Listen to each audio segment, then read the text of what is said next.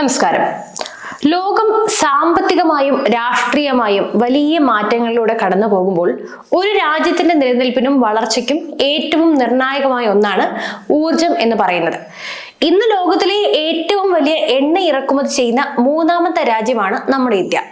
നമ്മുടെ രാജ്യത്തിന്റെ ഊർജ ആവശ്യകതയുടെ 85% ഇറക്കുമതിയിലൂടെയാണ് നാം നിറവേറ്റുന്നത്. എന്നാൽ ഒന്ന് സങ്കല്പിച്ചു നോക്കൂ, നമ്മുടെ രാജ്യത്തിന് സ്വന്തമായി ഒരു എണ്ണക്കടൽ തന്നെ കിട്ടിയാലോ? അതും ലോകത്തെ ഞെട്ടിക്കുന്നത്ര വലിയൊരു എണ്ണപ്പാടം. റഷ്യ ഉക്രൈൻ യുദ്ധവും അതോടനുബന്ധിച്ച് അമേരിക്കയുടെ ഉപരോധ ഭീഷണികളും നമ്മുടെ എണ്ണ ഇറക്കുമതിയെ സാരമായി ബാധിക്കുമെന്ന ആശങ്കകൾ ഉയർന്നു വരുമ്പോൾ ഈ വെല്ലുവിളികളെയൊക്കെ അവസരങ്ങളാക്കി മാറ്റാൻ ഇന്ത്യ ഒരുങ്ങുകയാണ്. മുൻ ഭരണങ്ങളിൽ ചിന്തിക്കാൻ പോലും സാധിക്കാത്ത നേട്ടങ്ങളാണ് മോദി സർക്കാർ ഈ രംഗത്ത് കാഴ്ചവെക്കുന്നത്. ഇന്ത്യ ഒരു പുതിയ അധ്യായം കുറിക്കുകയാണ്. ആത്മനിർഭര ഭാരതം എന്ന ലക്ഷ്യത്തിലേക്ക് ഒന്നുകൂടി. ഇന്ത്യയുടെ ഏറ്റവും വലിയ ക്രൂഡ് ഓയിൽ വിതരണക്കാർ ഇപ്പോൾ റഷ്യയാണ്. എന്നാൽ റഷ്യയുടെ സാമ്പത്തിക നില തകർക്കാനുള്ള US നീക്കങ്ങൾ ഇന്ത്യക്ക് വലിയ വെല്ലുവിളിയാണ് ഉയർത്തുന്നത്. ഉക്രൈനിലെ വെടിനിർത്തലിന് റഷ്യ തയ്യാറാകാത്തതിനെ തുടർന്ന് റഷ്യയിൽ നിന്ന് ക്രൂഡ് ഓയിൽ ഇറക്കുമതി ചെയ്യാൻ ഇന്ത്യക്ക് 100% അധികം ചുങ്കം ചുമത്തുമെന്നാണ് US പ്രസിഡന്റ് ഡൊണാൾഡ് ട്രംപ് ഭീഷണി മുടക്കിയിരിക്കുന്നത്. ഈ സാഹചര്യം യാഥാർത്ഥ്യമായാൽ റഷ്യയിൽ നിന്നുള്ള എണ്ണയുടെ ഒഴുക്ക് നിലയ്ക്കുകയും നമുക്ക് വീണ്ടും പശ്ചിമേഷ്യൻ രാജ്യങ്ങളെ ക്രൂഡിനായി കൂടുതൽ ആശ്രയിക്കേണ്ടി വരികയും ചെയ്യും. ഇത് ഇറക്കുമതി ചെലവ് കുത്തനെ ഉയർത്തുകയും നമ്മുടെ സമ്പദ് വ്യവസ്ഥയ്ക്ക് വലിയ തിരിച്ചടിയാവുകയും ചെയ്യും. എന്നാൽ ഈ പ്രതിസന്ധി അധികകാലം നീണ്ടു നിൽക്കില്ല എന്ന ദൃഢവിശ്വാസത്തിലാണ് നമ്മുടെ രാജ്യം. പ്രധാനമന്ത്രി നരേന്ദ്രമോദിയുടെ ദീർഘവീക്ഷണവും ആത്മനിർഭര ഭാരതം എന്ന കാഴ്ചപ്പാടും ഇന്ത്യയെ മുന്നോട്ട് നയിക്കുന്നു.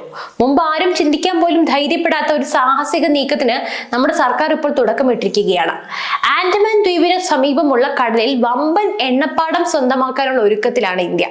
ഏകദേശം 1,84,440 കോടി ലിറ്റർ ക്രൂഡ് ഓയിൽ ശേഷിയുള്ള ഈ എണ്ണപ്പാടത്തിന്റെ പര്യവേഷണം അതിവേഗം പുരോഗമിക്കുകയാണ്. ഈ മഹത്തായ ദൗത്യത്തിന് നേതൃത്വം നൽകുന്നത് നമ്മുടെ പൊതുമേഖലാ എണ്ണ പര്യവേഷണ കമ്പനികളായ ഓയിൽ ആൻഡ് നാച്ചുറൽ ഗ്യാസ് കോർപ്പറേഷനും ഓയിൽ ഇന്ത്യ ലിമിറ്റഡുമാണ്. ആൻഡമാൻ ബ്ലോക്കുകളിൽ ഇവർ പ്രാഥമിക പര്യവേഷണം ആരംഭിച്ചു കഴിഞ്ഞു. ഈ മേഖലയിൽ എണ്ണയുടെയും പ്രകൃതിവാതകത്തിന്റെയും വലിയ സാന്നിധ്യം കണ്ടെത്താനാകുമെന്ന പ്രതീക്ഷയിലാണ് ഇരു കമ്പനികളും ഉള്ളത്. നിലവിൽ ഓരോ കമ്പനിക്കും ആൻഡമാനിൽ 2 ബ്ലോക്കുകൾ വീതമാണുള്ളത്. ONGCക്ക് ആൻഡമാൻ തടത്തിൽ 2 ഡീപ്പ് അൾട്രാ ഡീപ്പ് വാട്ടർ ബ്ലോക്കുകളുണ്ട്. ANUDD WHHP #2020/1, അതായത് 6ാമത് ഓൾ റൗണ്ടിൽ നേടിയതാണിത്. പിന്നെ ANUDD WHHP 2020/2 6ാമത് ഓൾ റൗണ്ടിൽ നേടിയതാണിത്. അതുപോലെ ഓയിൽ ഇന്ത്യ ലിമിറ്റഡിനും 2 ആഴം കുറഞ്ഞ ജലപാതകൾ ഇവിടെയുണ്ട്. ANOSHP 2018/1 3ാമത് ഓൾ റൗണ്ടിൽ നേടിയതും ANOSHP 2018/2 3ാമത് ഓൾ റൗണ്ടിൽ നേടിയതുമാണിത്. ഈ കമ്പനികൾ 2023 തന്നെ തങ്ങളുടെ ബ്ലോക്കുകളിൽ ഭൂകമ്പ സർവേകളൊക്കെ വിജയകരമായി പൂർത്തിയാക്കിയതാണ്. ഇത് സംബന്ധിച്ച report hydrocarbon directorate general of ഹൈഡ്രോ കാർബൺസിന് സമർപ്പിക്കുകയും ചെയ്തു.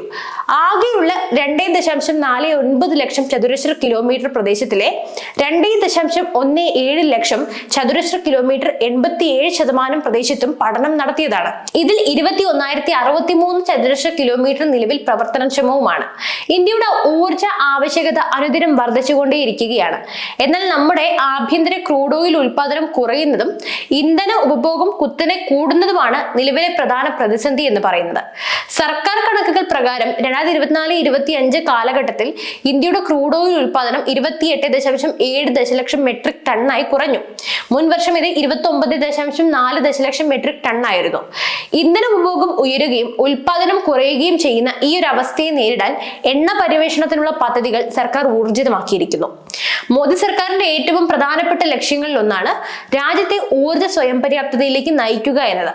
ഇതിന്റെ ഭാഗമായി എണ്ണ പര്യവേഷണത്തിനുള്ള സ്ഥലത്തിന്റെ അളവ് ഗണ്യമായി വർദ്ധിപ്പിക്കാൻ സർക്കാർ ലക്ഷ്യമിടുന്നുണ്ട്. 2025ഓടെ പര്യവേഷണത്തിനുള്ള സ്ഥലത്തിന്റെ അളവ് 0.5 ദശലക്ഷം ചതുരശ്ര കിലോമീറ്ററായും 2030ഓടെ 1 ദശലക്ഷം ചതുരശ്ര കിലോമീറ്ററായും ഉയർത്താനായിട്ടാണ് കേന്ദ്ര സർക്കാർ ലക്ഷ്യമിടുന്നത്. ഇതിന്റെ ഭാഗമായി ഏറ്റവും പുതിയ ഓൾ റൗണ്ടിൽ 2.5 ലക്ഷം ചതുരശ്ര ചതുരശ്ര കിലോമീറ്റർ പ്രദേശം കൂടി പര്യവേഷണത്തിനായി തുറന്നിട്ടുണ്ട്. ഇത് മുൻ ഭരണങ്ങളിൽ ആർക്കും സ്വപ്നം കാണാൻ പോലും കഴിയാത്തത്ര വലിയൊരു മുന്നേറ്റമാണ്. ഈ ദൗത്യം വിജയിച്ചാൽ ആൻഡമാൻ കടലിൽ നിന്നും കൂടുതൽ ക്രൂഡ് ഓയിൽ ഇന്ത്യക്ക് കണ്ടെത്താൻ സാധിച്ചാൽ അത് രാജ്യത്തിനെ സംബന്ധിച്ച് ഒരു വലിയ കുതിപ്പാണ് നൽകാൻ പോകുന്നത്. സ്വന്തമായി ക്രൂഡ് ഓയിൽ ഉൽപ്പാദിപ്പിക്കാൻ സാധിക്കുന്നത് രാജ്യത്തെ എണ്ണവില കുറയ്ക്കാൻ സഹായിക്കും. കൂടാതെ നമ്മുടെ വിദേശ നാണ്യ ശേഖരം സംരക്ഷിക്കാനും കഴിയും. കേന്ദ്രമന്ത്രി ഹർദീപ് സിംഗ് പുരി മുൻപ് വ്യക്തമാക്കിയതുപോലെ അത്തരമൊരു കണ്ടെത്തൽ ഇന്ത്യയുടെ $3.7 ട്രില്യൺ സമ്പദ് വ്യവസ്ഥയെ $20 ട്രില്യൺ സമ്പദ് വ്യവസ്ഥയിലേക്ക് എത്തിക്കാൻ സഹായിക്കും.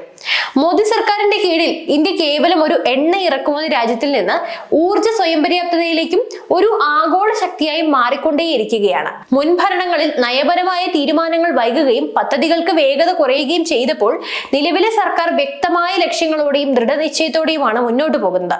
ഊർജ്ജ മേഖലയിൽ മാത്രമല്ല മറ്റ് നിരവധി സുപ്രധാന മേഖലകളിൽ ഇന്ത്യ അവിശ്വസനീയമായ നേട്ടങ്ങളാണ് കൈവരിച്ചിരിക്കുന്നത്.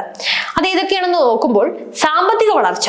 ലോകത്തിലെ അതിവേഗം വളരുന്ന വലിയ സമ്പദ് വ്യവസ്ഥകളിൽ ഒന്നായി ഇന്ത്യ മാറി.